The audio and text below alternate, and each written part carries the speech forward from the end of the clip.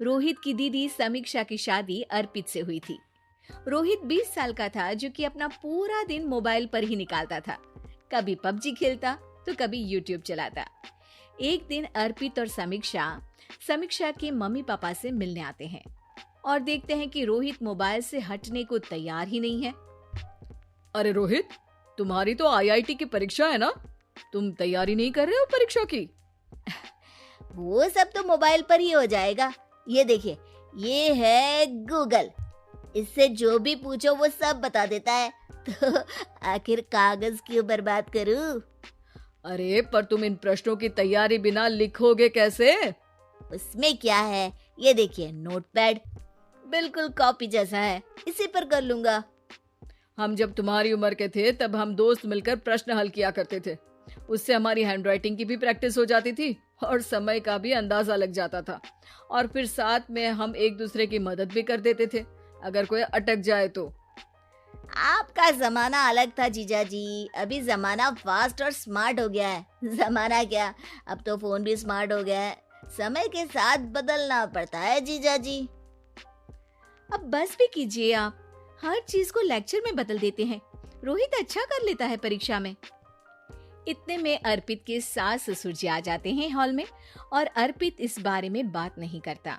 हालांकि अर्पित को लगता तो है कि पूरी तरह मोबाइल पर लगे रहना सही नहीं है, पर वो इस बात को और नहीं छेड़ता। ऐसे ही 2 दिन निकल जाते हैं। समीक्षा, मुझे काम से फोन आया था, मुझे वापस काम पर लौटना पड़ेगा। पर हमें आए हुए तो 2 ही दिन हुए हैं। अभी चले गए तो माँ और पापा को अच्छा नहीं लगेगा ना।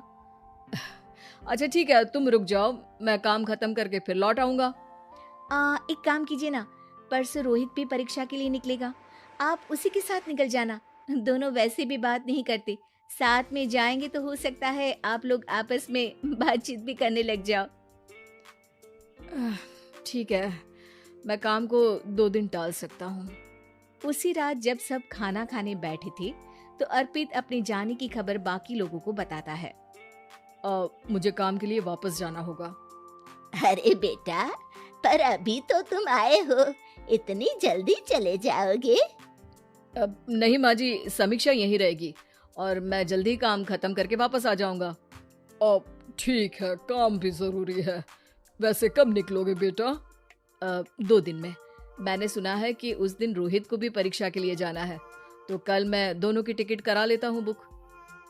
मेरी टिकट रहने दीजिए जीजा जी, मैं तो फोन से ही करवा लूंगा। हाँ, पर कोई दिक्कत हो गई तो?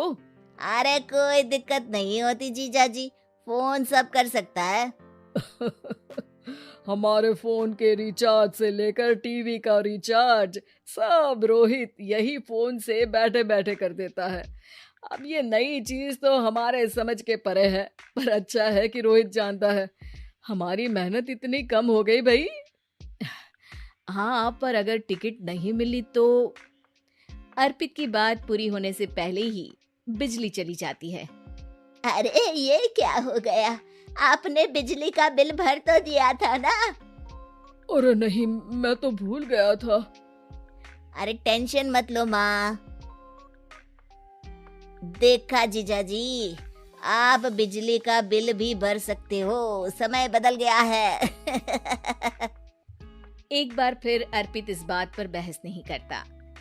अगले दिन जाकर अपनी टिकट करवाता है और पैकिंग कर रहा होता है जब शाम को अचानक से रोहित के चिल्लाने की आवाज आती है। नहीं, प्लीज प्लीज हो जा, ऐसा मत कर यार, प्लीज हो जा। अरे क्या हो गया रोहित? दीदी, सर्वर हैंग हो गया, मेरी टिकट नहीं हो पाई दीदी। क्या मतलब टिकट नहीं हो पाई? इतने में वहाँ रोहित के मम्मी और पापा भी आ जाते हैं। अरे क्या हो गया? माँ, मेरा टिकट नहीं हो पाया, सर्वर डाउन हो गया। अरे पर तूने तो बोला था कि हो जाएगा। हो जाता है, पर अब क्या करूँ, ये क्या हो गया? अब कल की तो कोई बस भी नहीं है, ना ही अब टिकट मिलेगी ट्रेन की कल के लिए। मुझे तो कोई रास्ता नहीं दिख रहा। अब फिर लगता है मेरा ये साल बर्बाद हो जाएगा। घर पर एकदम से दुख का माहौल छा जाता है और सब रोहित को डांटते हैं, पर इतने में अर्पित वहां आ जाता है। आप सब रोहित को क्यों डांट रहे हैं? आपने ही तो उसे बढ़ावा दिया था ना। लेकिन इसकी लापरवाही के कारण इसकी परीक्षा छूट जाएगी। इसने तो हमसे कहा था कि टिकट हो जाएंगे। हे भगवान, अब क्या होगा? चिंता करने की कोई बात नहीं है। मैंने एक एक्स्ट्रा टिकट करवा ली थी। मैं समझता हूँ कि मोबाइल हमारा ही काम आसान करने के लिए है, पर उस पर ही पूरी तरह से निर्भर होना तो गलत बात है ना। रोहित टिकट को देखकर बहुत खुश हो जाता है और जोर से जाकर अपने जीजाजी के गले लग जाता है।